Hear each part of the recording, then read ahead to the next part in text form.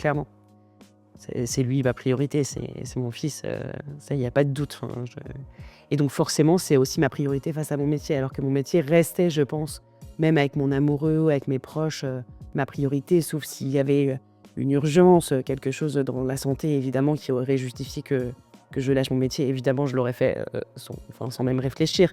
Mais disons que voilà, j'étais prête à tout. Moi, les soirées, je pouvais passer jusqu'à pas d'heure. Le week-end, les vacances, je pouvais mettre un reportage. D'ailleurs, je suis partie plein de fois à l'international et notamment, par exemple, en Colombie avec mon père et j'ai prévu un reportage au milieu parce que pour moi, mon métier, il s'insère partout parce que c'est pas vraiment un métier, en fait. J'aime tellement le faire que j'ai pas l'impression de travailler. Mais avec l'arrivée de mon fils, clairement, mon emploi du temps, il a changé.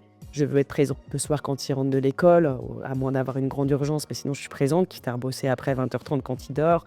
Hem, j'ai envie d'être là pour lui et puis quand j'entends juste sa petite voix, de toute façon, je peux plus me concentrer sur ce que je fais parce que j'ai trop envie d'aller le voir et de lui faire un gros câlin, donc c'est ça qui change. Mais en dehors de ça, non. Je dirais qu'au contraire, enfin, ou alors si, ça me donne même encore plus de force pour être qui je suis et l'entrepreneuse que je suis parce que j'ai envie de lui donner le meilleur des exemples, en fait. Donc je dirais que ça a même fait que valider ma posture d'être indépendante, d'entreprendre, de chercher du boulot. Mais en revanche, le jugement, il est plus rude parfois. J'ai eu une phase où ça a été un peu plus difficile et là, tout de suite, je me suis dit: «Mince, si j'arrive pas à contribuer à payer le loyer, la nounou de mon fils, ça coûte une blinde». Et là, tout de suite, il y a une forme de responsabilité, bis ou fois 2 ou fois 10, je sais pas, qui te vient en cœur et c'est vrai qu'il y a une forme de lourdeur, enfin ouais, de grosse responsabilité qui est déjà l'enfant que tu portes, enfin et que tu as mis au monde. De toute façon, c'est une responsabilité énorme et voilà, mais alors en tant qu'entrepreneuse en plus, il y a quelque chose où tu dis: «Merde, faut que j'assume quoi». Parce que, là, c'est plus que pour ma gueule entre guillemets, ou celle de mon couple, il y a un enfant en jeu, lui, il a rien choisi quoi et il a besoin d'être nourri, d'être logé, et d'être heureux et donc tout ça, faut pouvoir lui apporter, quoi. Donc je dirais que c'est ça que ça a changé, la forme de responsabilité et puis après moi juste j'avais déjà le cœur grand ouvert de plein d'amour et alors là, je pensais que c'était pas possible d'être plus épanouie, plus heureuse mais là, ouais, il me l'a ouvert fois 15 000 mon cœur là, c'est un truc, qui est devenu comme ça là. Je suis tellement c'est une beauté, c'est magique, quoi.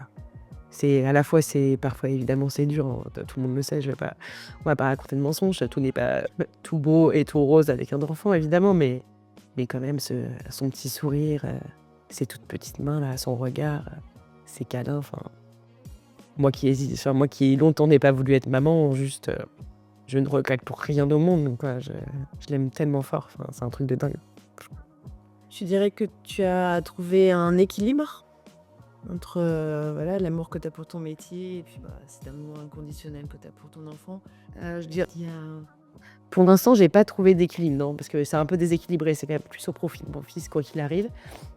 Enfin, je fais très bien mon métier, hein, j'arrive à tout faire, et à bien m'interroger, à faire mes projets. J'ai écrit un livre, enfin voilà, ça m'empêche pas, mais quoi qu'il arrive, avant, je me sentais plus libre, voilà, de détricoter un quotidien pour me dire: «Bah, tiens, tu vas faire un reportage là», j'avais envie d'aller voyager pour faire un reportage. Je m'autorisais le voyage, je me disais que financièrement, j'allais gérer là et là et là.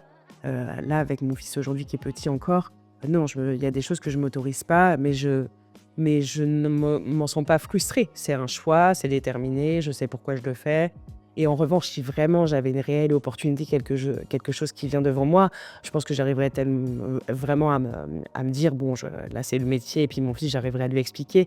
J'arriverai d'autant mieux à lui expliquer que je serai heureuse de faire ce que je fais, donc je pense que c'est beaucoup plus simple quand on est heureux de faire les choses, d'expliquer à ses enfants pourquoi on le fait, comment et de faire passer «la pilule» entre guillemets, quoi.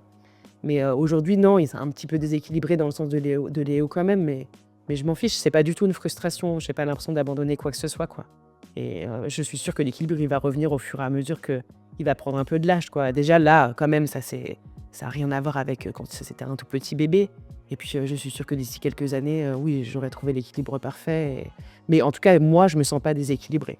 J'ai fait des choix. et là, on revient à l'adaptabilité que nous permet l'entrepreneuriat, Exactement, adapté à toutes les situations. situation. C'est exactement ça.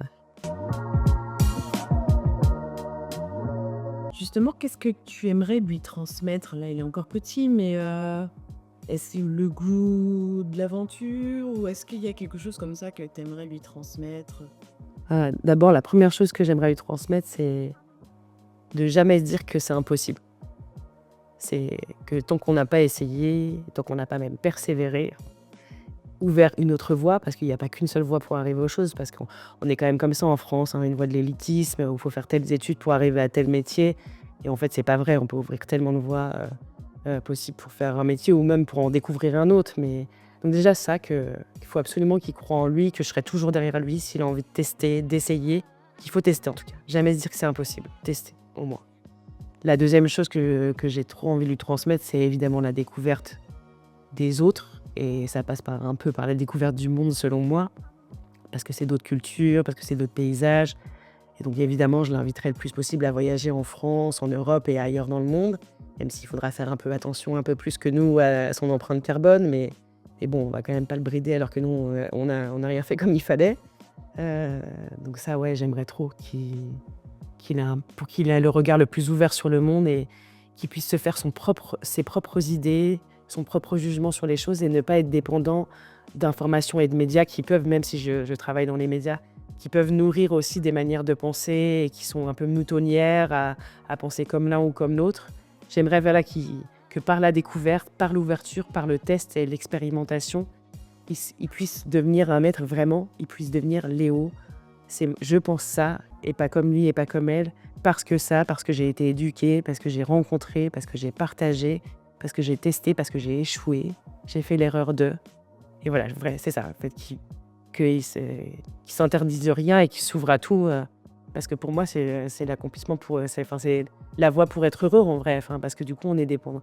On est dépendant d'aucune idée de personne, et on a son propre jugement sur les choses, et c'est beaucoup plus facile de s'accomplir et de choisir de trouver ce qui va nous faire du bien.